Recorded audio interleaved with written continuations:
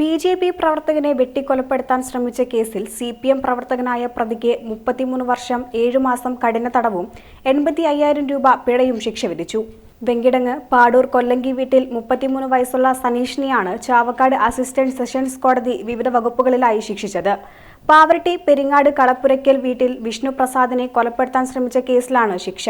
കേസിലെ മറ്റൊരു പ്രതി ഹാരിസ് വിചാരണ നേരിടാതെ ഒളിവിലാണ്. 2016 ഒക്ടോബർ 21 രാവിലെ 10:30 കേസിനാസ്പദമായ സംഭവം. പാടൂർ ഇടയൻചിറ പാലത്തിന് സമീപം ബൈക്കിൽ വരികയായിരുന്ന വിഷ്ണു പ്രസാദിനെ ഒന്നാം പ്രതിയുടെ നേതൃത്വത്തിൽ കാറിലെത്തിയ സംഘം റോഡിന് കുറുകെ കാർ നിർത്തി വാളുകൊണ്ട് വെട്ടി പരിക്കേൽപ്പിക്കുകയായിരുന്നു. രക്ഷപ്പെടാൻ വിഷ്ണു പ്രസാദ് തൊട്ടടുത്തുള്ള വീട്ടിൽ ഓടിക്കയറി വാതിലടച്ചെങ്കിലും വാതിൽ ചവിട്ടിപ്പൊളിച്ച് അക്രമി സംഘം വീടിനുള്ളിൽ കയറി വിഷ്ണു പ്രസാദിനെ വീണ്ടും വെട്ടി മരിച്ചെന്നു കരുതി കാറിൽ തന്നെ രക്ഷപ്പെട്ടു. ശരീരമാസകലം വെട്ടേറ്റ വിഷ്ണു പ്രസാദ് അക്രമികൾ പോയതിനു ശേഷം വീടിനു പുറത്തേക്ക് ഇഴഞ്ഞു വരികയായിരുന്നു.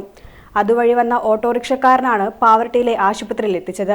അവിടെ നിന്ന് വിദഗ്ധ ചികിത്സയ്ക്കായി തൃശൂരിലേക്ക് മാറ്റി. ദിവസങ്ങളോളം തീവ്ര പരിചരണ വിഭാഗത്തിലായിരുന്നു.